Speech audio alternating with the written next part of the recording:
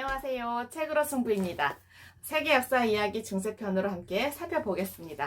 이번 시간에는요, 영국과 프랑스 간에 100년 동안 있었던 전쟁에 관한 이야기를 해드릴게요. 유럽을 휩쓸었던 그 흑사병이요, 두 나라의 전쟁을 잠시 쉬어가게 하기도 했어요.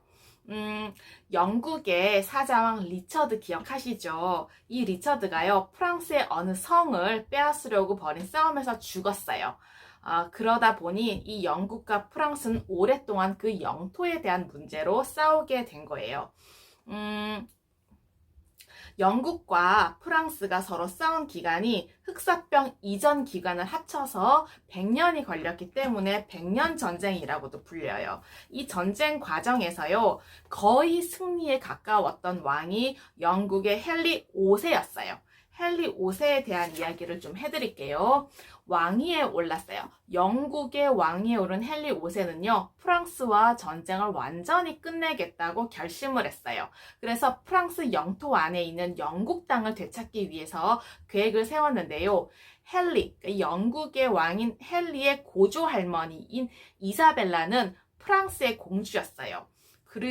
프랑스 공주로서 영국의 사람과 결혼을 하게 된 거죠. 헨리는 프랑스 국왕에게 편지를 보냈어요. 내가 갖고자 하는 그 땅은 원래 나의 것이었어. 나의 고조모이신 이사벨 공주로부터 내가 상속받은 땅이야. 그 땅을 나에게 돌려주고 당신의 딸 카트린을 나의 아내로 맞이하도록 해주시오. 그러지 않으면 나는 군대를 이끌고 쳐들어가겠소. 라고 말한 거예요.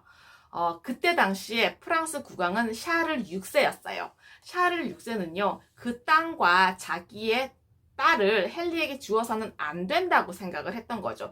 왜냐하면 그 땅과 자신의 딸을 주게 된다면 프랑스의 땅이 그에게 다 넘어갈 거라고 생각을 했거든요. 그래서 샤를 6세는 거절을 했겠죠.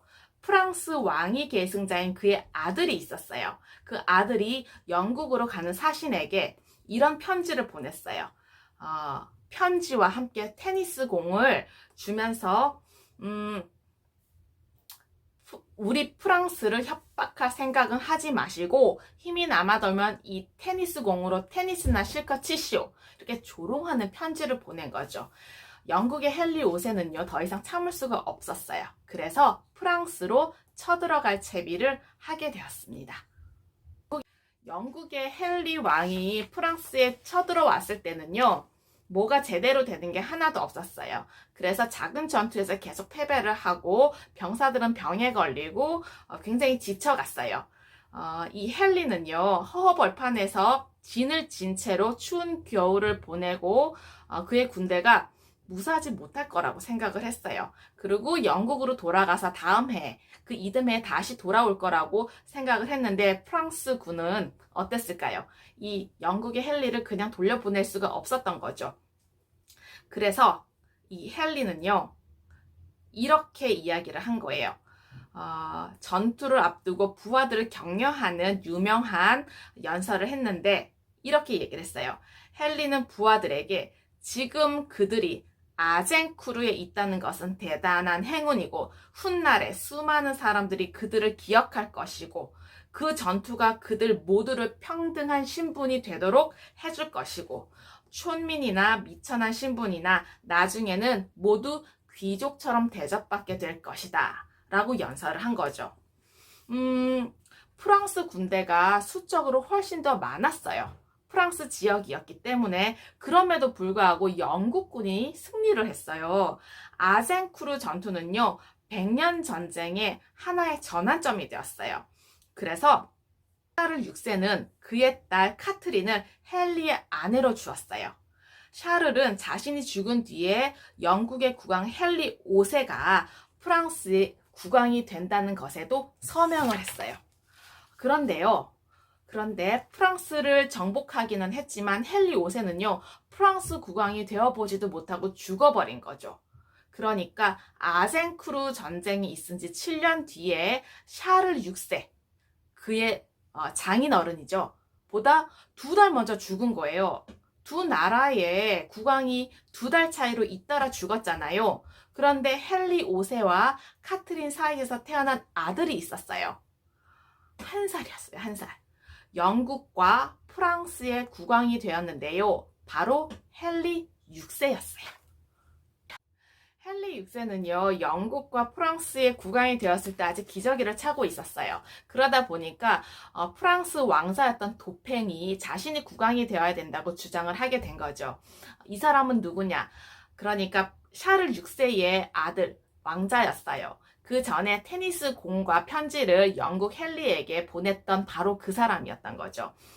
모든 프랑스의 국민들이요, 도팽이 국왕이 되기를 원하지는 않았어요. 일부는 도팽이 국왕이 되기를 원했지만 또 일부는 헨리 6세가 프랑스의 국왕이 되어서 영국의 땅과 돈을 자신들에게 줄 수도 있겠다라는 생각을 하고 영국 헨리 6세를 지지하는 부르고뉴파가 있었어요.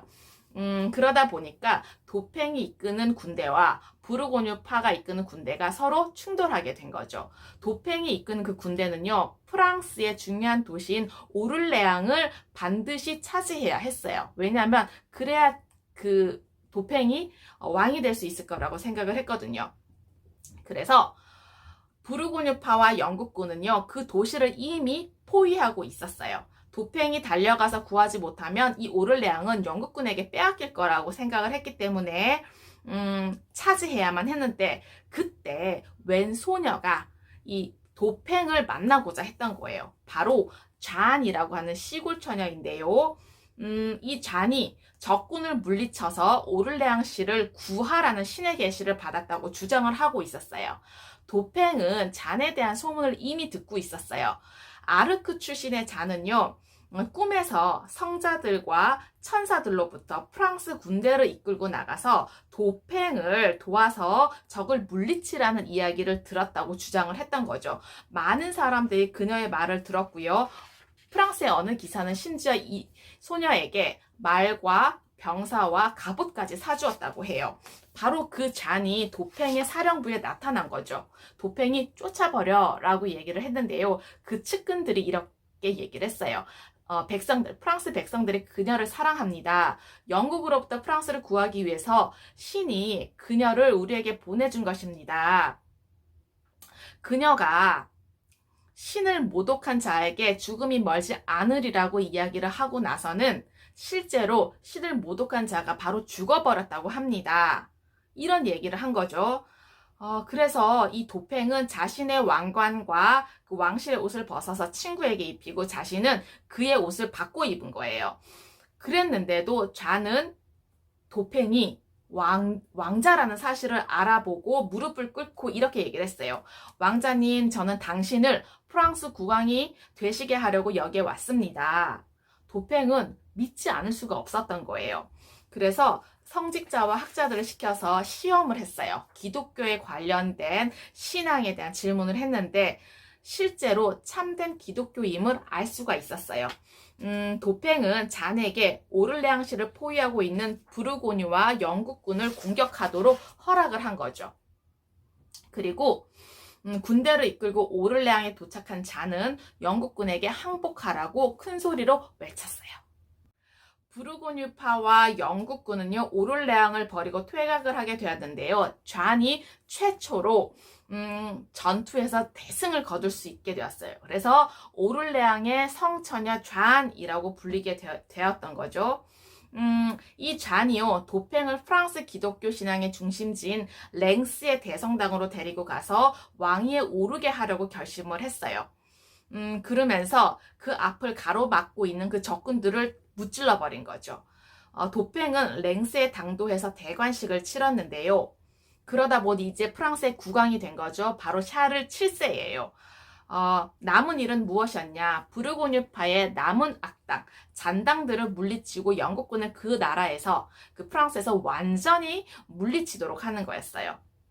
그렇지만 도팽은 머뭇거렸어요. 왜냐하면 부르고뉴파 지도자들과 협상을 하려고 했던 거예요. 근데 그 협상이 수포로 돌아갔어요.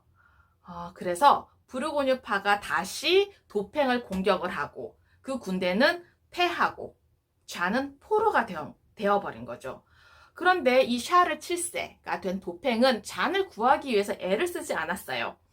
영국군과 부르고뉴파의 사람들이 이 잔을 마녀 재판에 붙였는데도 그저 멍하니 보고만 있었던 거죠. 잔을 좋아했던 사람들은요, 증언을 할 수가 없었어요. 왜냐하면 도팽이 그러고 있으니까. 그러다 보니 평소에 그녀를 미워했던 사람들만 그녀에 대한 증언을 계속 거짓으로 해댄 거죠. 그래서 좌는요, 유죄 판결을 받고 살아있는 채로 불에 태워지는 화형을 선고받은 거죠.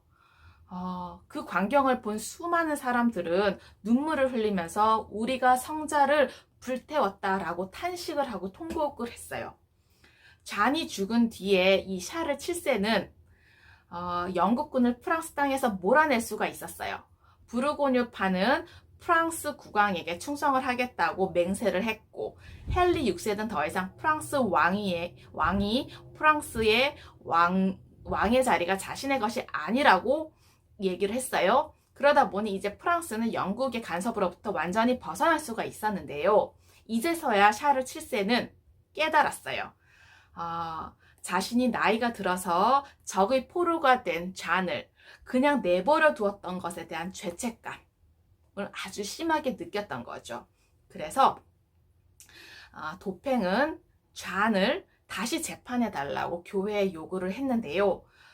바로 그녀가 죽은 지 25년이 지난 뒤에야 잔은 그녀에게 씌워진 모든 혐의에서 벗어날 수가 있었다고 합니다. 정말 슬픈 역사인 것 같아요. 과거의 지혜와 지식을 통해서 현재와 미래의 삶이 좀 더 의미 있고 풍성해지시길 기원합니다. 감사합니다.